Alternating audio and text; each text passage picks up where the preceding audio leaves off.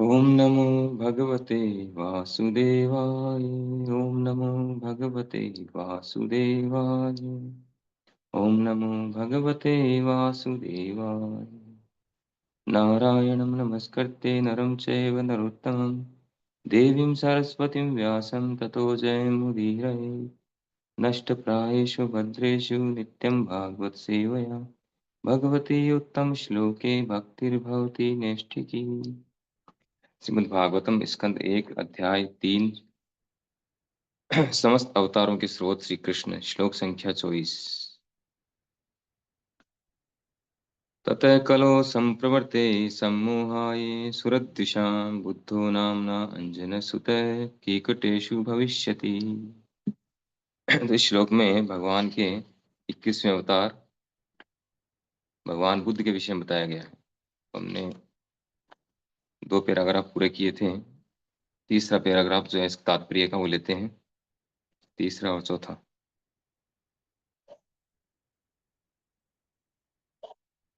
ऐसी नास्तिक प्रवृत्ति वाले मोहग्रस्त लोगों के लिए भगवान बुद्ध आस्तिकता के प्रतीक हैं। इसीलिए उन्होंने सर्वप्रथम पशु वध करने की प्रवृत्ति को रोकना चाहा। पशु के हत्यारे भगवान के धाम को वापस जाने की दिशा में हानिकारक तत्व हैं। पशु वध करने वाले 2 प्रकार के होते हैं। कभी कभी आत्मा को भी पशु या जीव कहा जाता है। अतः पशुओं का वध करने वाले एवं आत्मा के स्वरूप को भूल जाने वाले दोनों ही पशु वधिक हैं।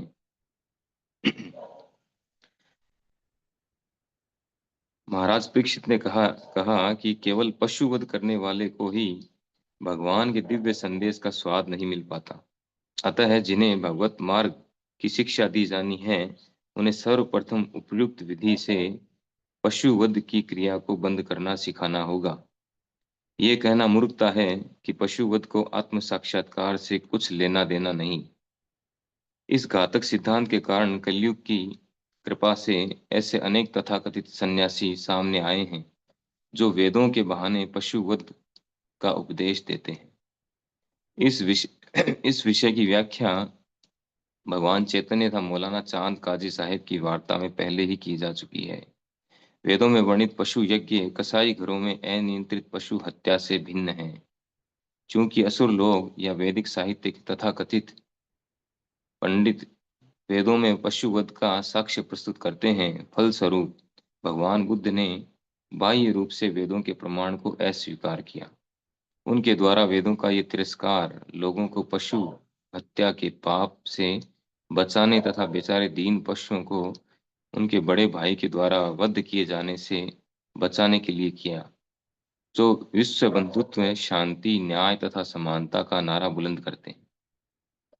पशु हत्या पशु हत्या होते रहने पर कोई न्याय नहीं हो सकता। भगवान बुद्ध इसे पूरी तरह रोकना चाहते थे। फलतः उनका अहिंसा संप्रदाय न केवल भारत में अपितु देश के बाहर भी प्रचारित होता गया। श्रील प्रभुपाद की जय। तो इस तात्पर्य में प्रभुपाद जी बताना चाह रहे हैं कि जो नास्तिक प्रवृत्ति वाले लोग जो थे, जो मोहित थे, प्रकृति के द्वारा मोहित थे, प्रकृति मोहिनीम श्रिता, तो ऐसे लोगों को वापस सही रास्ते पे लाने के लिए भगवान बुद्ध के रूप में अवतरित हुए। इसलिए नास्तिक या जो नास्तिक प्रकृति के प्रति नास्तिक प्रवृत्ति वाले जो लोग थे, उनको मोहित करने के लिए, उनके लिए आस्तिकता का प्रतीक थे भगवान बुद्ध। तो यहाँ पर एक बहुत महत्वपूर्ण पॉइंट है पहले पैराग्राफ में कि जो पशुवध करने वाला व्यक्ति है, पशु का हत्यारा है या जो मांस खाता है, वो व्यक्ति कभी भी भगवत धाम नहीं जा सकता है और भगवत धाम जाने की दिशा में हानिकारक तत्व है। देखिए, जो पशु वध चाहे खुद करे कोई व्यक्ति, चाहे दूसरों से करवाए, है ना, बताया गया शास्त्रों में 6 प्रकार के, यानी पशु की हत्या को लेकर के उसको बेचने वाला, उसको काटने वाला, उसके मांस को सप्लाई करने वाला, उसको खरीदने वाला, उसको खाने वाला, उसको पकाने वाला, सब के सब जो हैं दोषी पाए जाते हैं। अगर कोई पशु हत्या में सहयोग करता है, उसको भी उतना ही बेनिफिट मिलेगा। पशु हत्या का जो रिएक्शन है उसमें, पाप कार्य में उतना ही उसका हिस्सा होगा। तो 6 लोगों को जो उसको बेचने से लेकर के और उसको खाने तक के जितने जितने बीच में आएंगे, ज़्यादा हो जाए उस चेन में, वो सब के सब बराबर दोषी होंगे। तो जो व्यक्ति पशुवध करता है, वो कभी भी दया नहीं कर सकता है, दया का भाव खत्म हो जाता है उसमें। और जिसमें दया का भाव नहीं है, वो व्यक्ति कभी भी आध्यात्मिक जीवन में प्रोग्रेस नहीं कर पाएगा। यहाँ पर दो प्रकार के जो है हत्या बताई गई है। पशुवध भी दो प्रकार के हैं। कौन से दो प्रकार के पशुवध? एक तो है तो शरीर को मारना, और दूसरा है जीवात्मा को मारना, जीवात्मा की हत्या। तो जीवात्मा की हत्या तो कभी हो नहीं सकती, हम गीता में पढ़ चुके हैं। भगवान कहते हैं कि न जायते म्रियते व कदाचिन, इस जिसका न तो जन्म हुआ है आत्मा का, न मृत्यु होती है उसकी, उसको किसी अस्त्र शस्त्र से भी नहीं मारा जा सकता है। फिर जीवात्मा की हत्या कैसे होगी? तो जीवात्मा की हत्या का अर्थ है कि उसका मनुष्य जीवन से इतर योनि में चले जाना। जो 84 लाख प्रकार की योनि है, उसमें 4 लाख प्रकार के मनुष्य हैं। तो 4 लाख प्रकार के जो मनुष्य हैं, मनुष्य शरीर में ही व्यक्ति भगवत धाम जाने का विचार ला सकता है, या भगवान के विषय में जान सकता है, खुद के विषय में जानकारी कर सकता है, आत्म साक्षात्कार, भगवत साक्षात्कार, और भक्ति करके धीरे धीरे भगवान के धाम में जाने के योग्य बन सकता है, एकमात्र मनुष्य शरीर के द्वारा। पशु शरीर में वो चेतना नहीं होती। पशु शरीर में तो उसकी चेतना जो है पूरी तरह से आच्छादित रहती है। जो 5 प्रकार की चेतनाएं हैं, तो विकसित मनुष्य की चेतना होती है विकसित चेतना। तो विकसित चेतना वाला व्यक्ति ही आत्म साक्षात्कार कर सकता है। तो कोई व्यक्ति अगर इस विकसित चेतना में आ गया, यानी मनुष्य शरीर इसको मिल गया, फिर भी वो व्यक्ति इसके इस विषय में विचार नहीं कर रहा है, आगे नहीं बढ़ रहा है, ये जानकारी करने का प्रयास नहीं कर रहा है कि मैं कौन हूँ, मैं कहाँ से आया हूँ, मुझे क्या करना है, मैं क्यों कष्ट उठा रहा हूँ, ये सब प्रश्न उसके दिमाग में नहीं आ रहे हैं। इसका मतलब है कि वो शरीर मनुष्य का है, लेकिन अभी भी पशु वाली स्थिति में है, चेतना पशु की है। और अगर वो प्रयास नहीं करेगा और ये शरीर उसका छूट जाएगा, ये पूरा जीवन उसका चला गया, तो निश्चित रूप से वो नीचे की योनियों में जाएगा। और नीचे की योनि में जाएगा तो इसका मतलब उसने वो अवसर खो दिया, इस अवसर के द्वारा वो जीवन का सर्वोच्च जो लक्ष्य है, सर्वश्रेष्ठ या सर्वोच्च लक्ष्य है, कृष्ण प्रेम प्राप्त करना और इस भौतिक जगत से बाहर निकलना, वो लक्ष्य लक्ष्य उसको प्राप्त नहीं होगा, अवसर ही खो दिया उसने। तो इसका मतलब अगर कोई व्यक्ति यानी स्वयं भी वो प्रयास नहीं कर रहा है, और जिसको पता चल गया है कि क्या करना चाहिए जीवन में, जीवन का उद्देश्य क्या है, वो अगर दूसरों को ये बात नहीं बता रहा है, यानी प्रचार, दूसरों को अगर बात नहीं बता रहा है, ये ज्ञान नहीं प्रदान कर रहा है, या इसका विस्तार नहीं कर रहा है, तो वो भी हत्या कर रहा है, उसको भी हिंसक ही बोला जाता है। हिंसा दो प्रकार से हो सकती है, एक तो किसी का वध करें शारीरिक लेवल पर, शरीर की हत्या करें, वो हिंसा है, किसी को चोट पहुंचाए। और दूसरा है किसी व्यक्ति को हम कृष्ण भावना के मार्ग पर न लेकर आए, प्रचार न करें, वो भी हिंसा है। क्यों है? क्योंकि वो व्यक्ति जो है वो धीरे धीरे दूर होता जाएगा, भगवान से वैसे ही दूर है, और धीरे धीरे अगर वो इसमें नहीं आया भक्ति में, तो नीच योनि में जाएगा इस शरीर छोड़ने के बाद। तो ये ज्ञान जो है, इस ज्ञान का विस्तार करना जरूरी है, प्रचार करना जरूरी है। तो दोनों ही वध करने वाले हैं, दोनों ही हिंसक है, चाहे पशु का हत्यारा हो, चाहे वो प्रचार न करने वाला हो। इसीलिए इसीलिए भक्ति सिद्धांत सरस्वती ठाकुर कहते हैं कि प्राण हेते यार से हेते प्रचार। ये जीवित वही व्यक्ति है जो प्रचार कर रहा है। फिर नेक्स्ट पैराग्राफ में कहते हैं प्रभुपाद जी कि महाराज परीक्षित ने क्या कहा कि केवल पशु वध करने वाले को ही भगवान के दिव्य संदेश का स्वाद नहीं मिल पाता। ये भगवान का संदेश जो है, जो हम सुनते हैं, भागवतम में है, भगवत गीता में है, ये संदेश हमारे अंदर कब जाएगा, कान के द्वारा हृदय में कब जाएगा? जब हम पशु हत्या नहीं करेंगे या मांसाहार नहीं करेंगे। अगर हम मांसाहार कर रहे हैं, नशा कर रहे हैं, ये चारों तरह के गलत कार्यों में इन्वॉल्व हैं, इसका अर्थ है कि हमारी चेतना पूरी तरह से कलमश है, कलमश से भरी हुई है, कलुषित है हमारी चेतना। तो कलुषित चेतना जब तक होगी तब तक ये दिव्य ज्ञान हमारे अंदर नहीं जा पाएगा। तो इसलिए सबसे पहला जो नियम है वो बताया गया है, मांसाहार न करना। 4 नियमों में सबसे पहला नियम है, अगर हम इसको पालन करेंगे तो हमारी चेतना शुद्ध होगी। शुद्ध होगी यानी अन्न खाएंगे, जो अन्न खाएंगे भगवान को ऑफर करके खाएंगे, या कम से कम मांसाहार तो न करेंगे, सात्विक भोजन करेंगे। सात्विक भोजन करेंगे, सतोगुण की वृद्धि होगी। सतोगुणी व्यक्ति है वो इस ज्ञान को समझ सकता है, वैदिक शास्त्रों। तभी हम देखते हैं पहले के युगों में जो वैदिक शास्त्र पढ़ने वाले होते थे ज्यादातर ब्राह्मण और क्षत्रिय होते थे, क्योंकि वैश्य जो हैं, वैश्य भी कुछ होते थे। वैश्यों में भी रजो और तमोगुण दोनों मिक्स होते हैं, और जो शूद्र हैं वो तमोगुणी होते हैं पूरी तरह से। तो जो तमोगुणी हैं या रजो तमोगुणी हैं, वो लोग शास्त्रों को नहीं समझ सकते। सतोगुणी होना जरूरी है।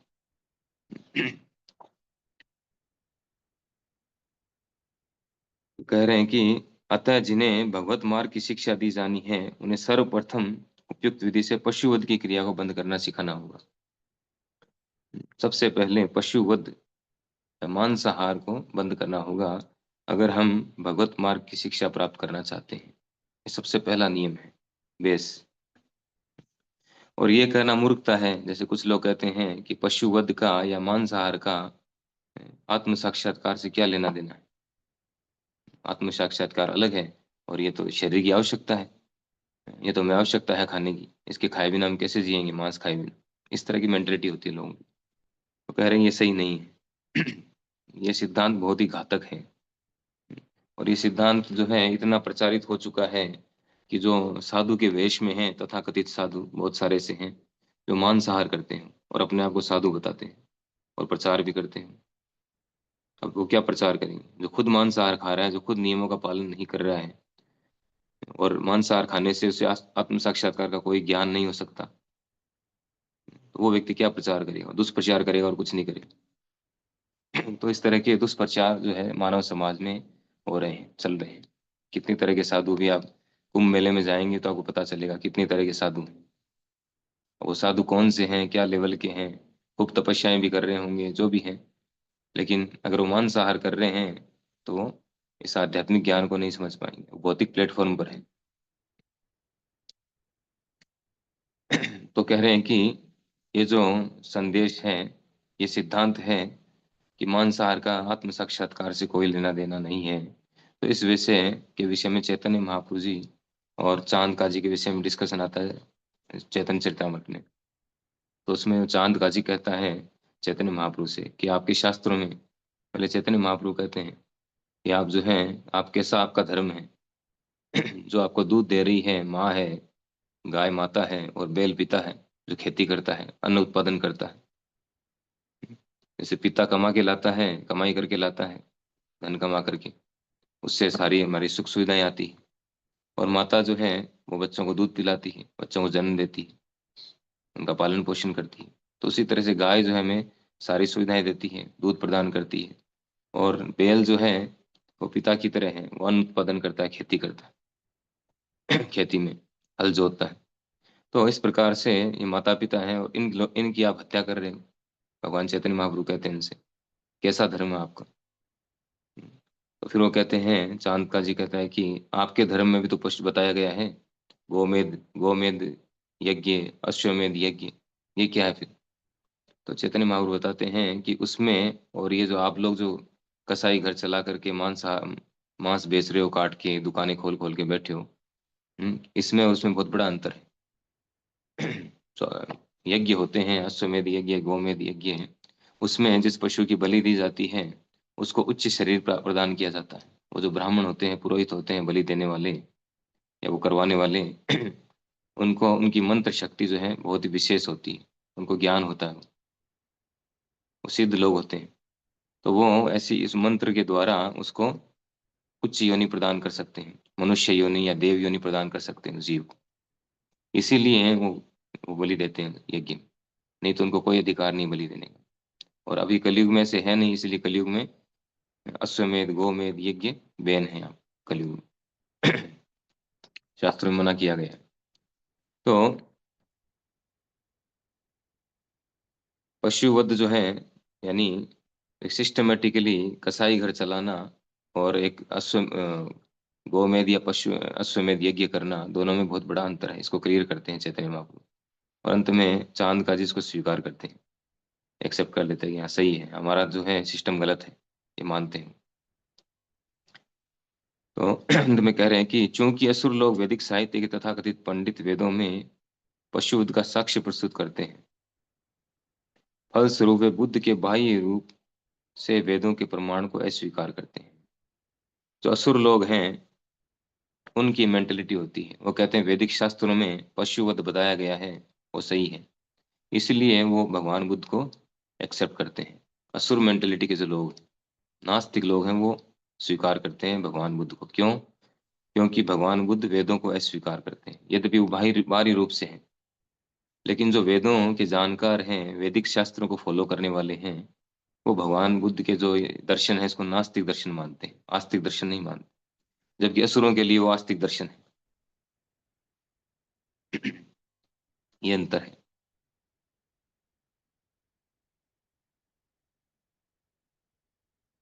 एक सबसे बड़ा जो मुख्य पॉइंट और दिया है रूपा जी ने, दो पॉइंट और है इसमें, कि उनके द्वारा वेदों का ये तिरस्कार लोगों को पशु हत्या के पाप से बचाने तथा बेचारे दीन पशुओं को उनके बड़े भाई के द्वारा वध किए जाने से बचाने के लिए किया गया। तो आजकल जैसे विश्व बंधुत्व चल रहा है ना, पूरे विश्व को एक करने की बातें चल रही है, संयुक्त राष्ट्र संघ है, बनाया गया है, और पता नहीं कितने कितने अलग अलग क्लब चल रहे हैं, बड़ी बड़ी योजनाएं चल रही है, इसमें विश्व बंधुत्व की बातें की जाती। तो एक तरफ तो ऐसे लोग जो विश्व बंधुत्व की बातें कर रहे हैं, बड़ी बड़ी योजनाएं बना रहे हैं, अपनी कॉलर ऊंची कर रहे हैं, और दूसरी तरफ वही लोग जो हैं बड़े बड़े कसाई घर चला रहे हैं, या खुद मांसाहार कर रहे हैं, पाप कार्यों में नियुक्त हैं, लगे हुए हैं। तो एक ऐसा विश्व बंधुत्व है। विश्व बंधुत्व का मतलब तो है कि जितने भी जीवात्माएं हैं, चाहे किसी भी योनि में हो, वो सब हमारे भाई हैं। भगवान कहते हैं मम्मी वांछो जीव लोके। तो ये उसी तरह से है जैसे कि एक पिता के कई संतानें हैं, और एक थोड़ा डल माइंड है, उसका कम बुद्धि है, और जो इंटेलिजेंट बच्चा है वो पिताजी से कहता है कि पिताजी इसका तो बुद्धि चलता ही नहीं, ये तो पागल की तरह है, तो इसको मार देते हैं, ये क्या काम का आपने, इसको उड़ा देते हैं। तो वो बंधुत्व वाली बात कहाँ हुई? पिताजी क्या है, पसंद करेंगे बात, इसको मार दो, डल माइंड है उसको। पिताजी के लिए तो सारी संतानें बराबर है। तो उसी तरह से जितने भी जीवात्मा हैं, हम सब भगवान की संतानें हैं। चाहे हम पशु योनि में हो, चाहे पक्षी योनि में हो, कीट पतंगे किसी भी योनि में क्यों ना हो, हम सब भगवान की संतान हैं। तो भगवान को समान रूप से प्रिय है, भगवान हम सबसे प्रेम करते हैं। ऐसा नहीं है कि पशुओं से प्रेम नहीं करते हैं और हमसे करते हैं। ऐसा होता तो भगवान की फोटो देखते हैं, उसमें आप कभी भी देख लो, या तो गाय, मोर, सब मिलेंगे, सारे पशु पक्षी मिलेंगे। तो ऐसा नहीं, भगवान के लिए सभी प्रिय हैं। तो जो व्यक्ति ये विश्व बंधुत्व की, शांति की, न्याय की बातें करते हैं, उनको चाहिए कि वो सभी के साथ समान व्यवहार करें, चाहे पशु पक्षी हो, चाहे कोई भी हो। सभी के लिए होना चाहिए नियम, ऐसा नहीं केवल मनुष्यों के लिए। इवन जो क्रिश्चियन कम्युनिटी है, वो तो कहते हैं कि पशुओं में आत्माएं नहीं होती, केवल मनुष्यों में आत्मा होती। और बड़ा ये मूर्खतापूर्ण विचार है। तो पशु हत्या होते रहने पर कोई न्याय नहीं हो सकता। प्रभुपा जी कह रहे हैं कि जब तक पशु हत्या होती रहेगी, तब तक न्याय का कोई प्रश्न नहीं है। ये जो तथाकथित न्याय और बड़े बड़े जो न्याय करने के लिए उन्होंने बना रखे हैं सिस्टम, या कानून व्यवस्था बना रखी है, ये वास्तव में अपूर्ण है, पूर्ण नहीं है। पशुओं को तो, पशुओं की हत्या करने के लिए तो बड़े बड़े कसाई घरों को लाइसेंस दिया जा रहा है, और दूसरी तरफ जो है वो न्याय की बातें कर रहे हैं। जैसे पहले के समय में जो राजा होते थे, राज ऋषि होते थे, उनके लिए मनुष्य जितने महत्वपूर्ण थे उनकी प्रजा के रूप में, उतने ही महत्वपूर्ण पशु पक्षी थे। और पशु पक्षी को भी अपनी प्रजा के रूप में मानते थे। ऐसा नहीं केवल मनुष्य हमारी प्रजा है, जो वोट दे रहे हैं वो हमारी प्रजा है, और जो वोट नहीं दे रहे हैं वो प्रजा नहीं हमारी। अभी तो ये स्थिति है। अभी तो इतना जो है डिग्रेडेड हो चुका है सिस्टम, कि मनुष्यों में भी जो वोट नहीं दे रहे हैं, जिनके बाद जो इस पार्टी को, वो उनके लिए उसकी प्रजा नहीं है, केवल वोट देने वाले उसकी प्रजा है। इतना ज्यादा जो है डाउनफॉल हो चुका है। जबकि पहले वैदिक युग में राजाओं के लिए पशु पक्षी तक भी उनकी प्रजा थी, सभी जीव उनके प्रजा होते थे। तो ये होना चाहिए। तो भगवान बुद्ध इसको पूरी तरह से रोकना चाहते थे, इसलिए उन्होंने इस अहिंसा संप्रदाय का प्रचार किया। और ये प्रचार सभी जगह फैला। अ, बताया जाता है कि चाइना में, नेपाल, इधर भारत, काफी जगह पे प्रचार फैला हुआ है, तिब्बत, सब जगह भगवान बुद्ध के फॉलोअर बहुत है। तो मूल जो बात है, जो प्रभुपाद जी बता रहे हैं कि मांसाहार को पूरी तरह से त्यागना होगा। अगर नहीं त्यागा गया तो हम कभी भी आध्यात्मिक जीवन में उसका विचार ही नहीं आ सकता, हमारे आध्यात्मिक जीवन का आत्म साक्षात्कार का विचार भी नहीं आएगा। हरे कृष्णा। श्रीमद् भागवत महापुराण की जय, श्रील प्रभुपाद की जय। प्रश्न आया है,